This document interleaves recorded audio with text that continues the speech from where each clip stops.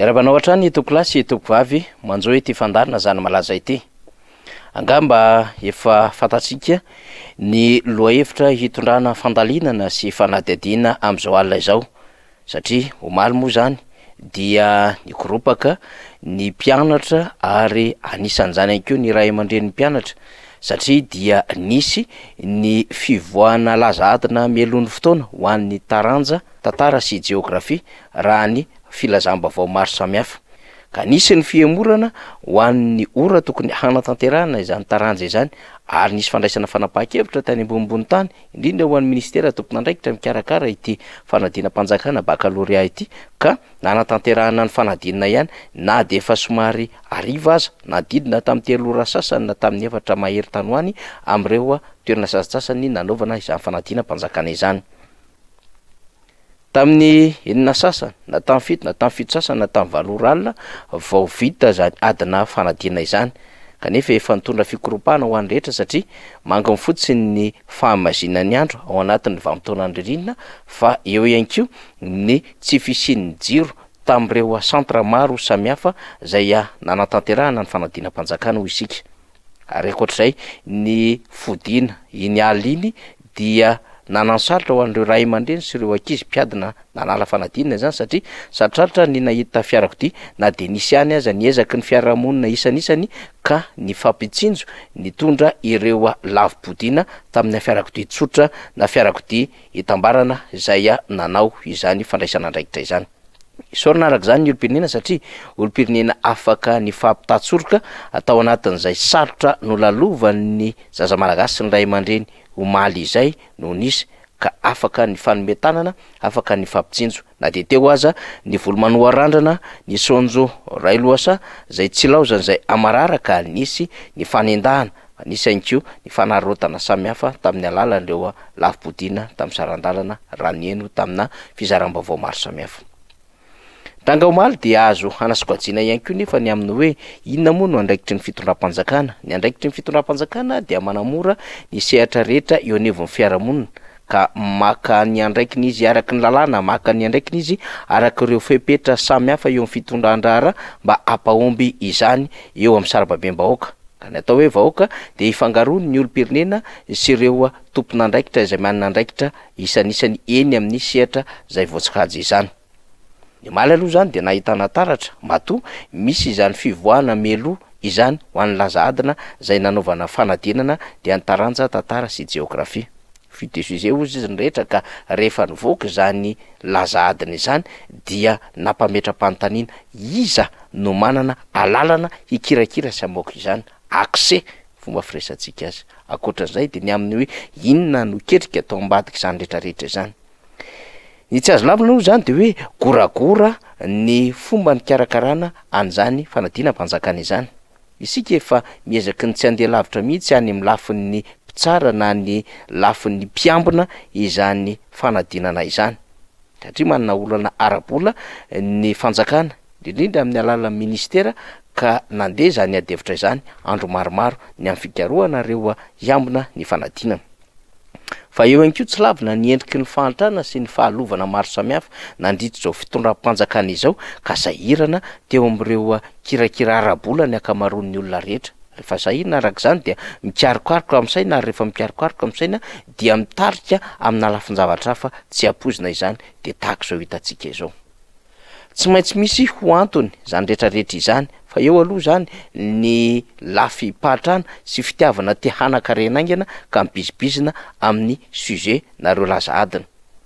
Fa nitarika fahampitehany zany satria ny andraiki-mpanjakana manoloana izany de miambina ny laza adina miambina ireo centre d'examen samihafa ary mametoko sy antoka amin'ny alalan'ny mpiambina sy ny sekoly sy ny ray aman-dren'ny mpianatra mba hizotra tsakany sy andavany zany fanadina-mpanjakana izany satria kilasy famaranana terminal no hiatrika izany fanadina-mpanjakana izany. Ka raha kilasy famaranana dia nisy ezaka marobe nataon'ireo mpianatra sy ny ray aman-dreny nanomboka tany garabola mandra-pahatonga tany amin'izany kilasy famaranana hiatrika fanadinana izany.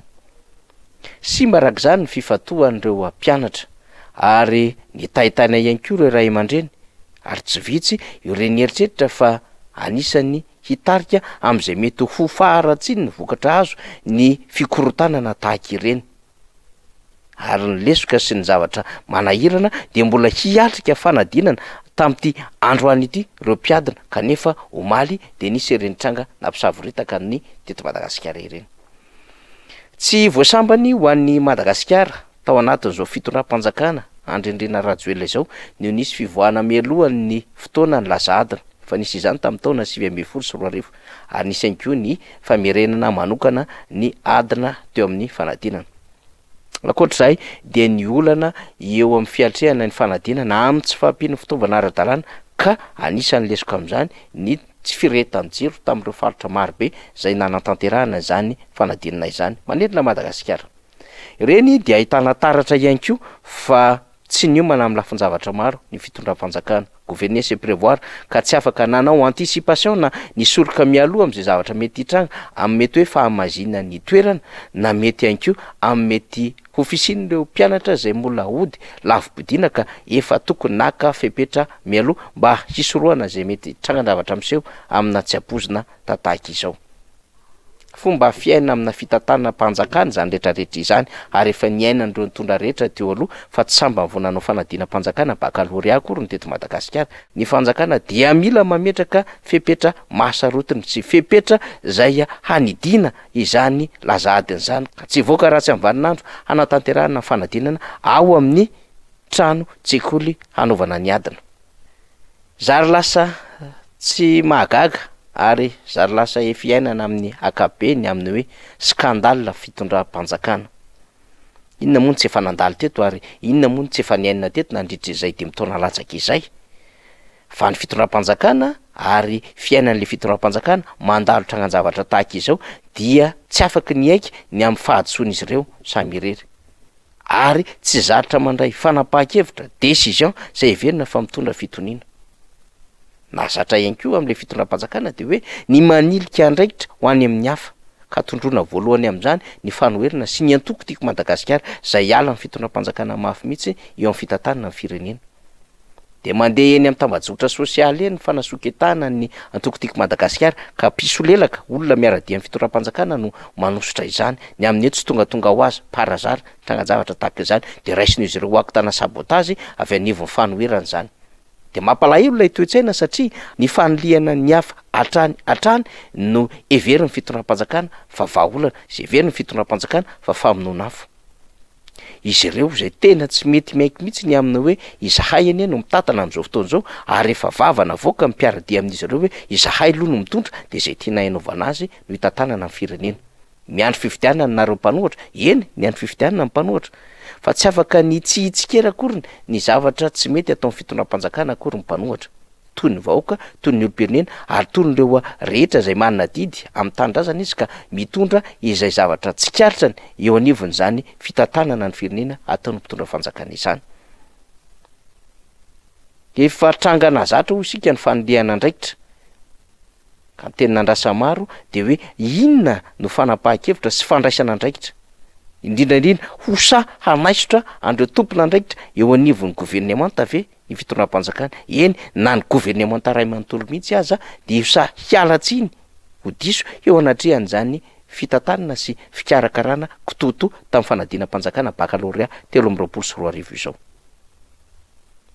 Apetratsika avokoa zany fanontaniana rehetra izany fanadina na tsy tiana marina fa manana ny ambara ny filohan'ny repoblika momba indra raha iny ary ny teny izy androany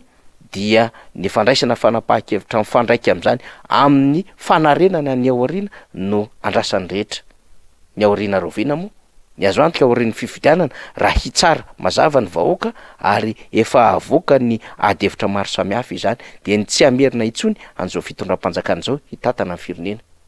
Dikany efa betsaka izay fiarahana nanahirina izay betsaka izay fiarahana mitondra fampitehana sy fahantrana ho an'ny firenena izay ka ho nofo sy tantara ratsy sisy izany ao aoriana kely eo rehefa mby ka hiala amin'izany fitantanana ny firenena izany izao fitondram-panjakana izao ary ho tsarain'ny vahoaka ihany koa amin'ny alalan'ny fifidianana ho avy. Entintsika izany fandalinana sy fanadiadiana izany satria ny fandray ihany amin'ny fomba fijerina raha-pirenena ny fomba fitantanana ny fitondram-panjakana ny zava-misy ankehitriny ka tsy azo ditsita ny tsy hiresana izany mba tsy atopotra amiono atsika rehetrarehetra ny amin'ny hoe mifamatotra avokoa ny fanapahan-kevitra raisina raha tokoka tsy voadinika sy tsy voalanjalanja ho an'ny fitondram-panjakana ary tsy voasoroka mialoha de zao hitantsika midona amin'ny poto midona amin'ny tolana ary milomano anaty tsikafona izao hatrany ny fitondram-panjakana maka izany fanapahan-kevitra izany zany zava-misy zany malaza makasitraka tompoko lahy makatelina tompoko vavy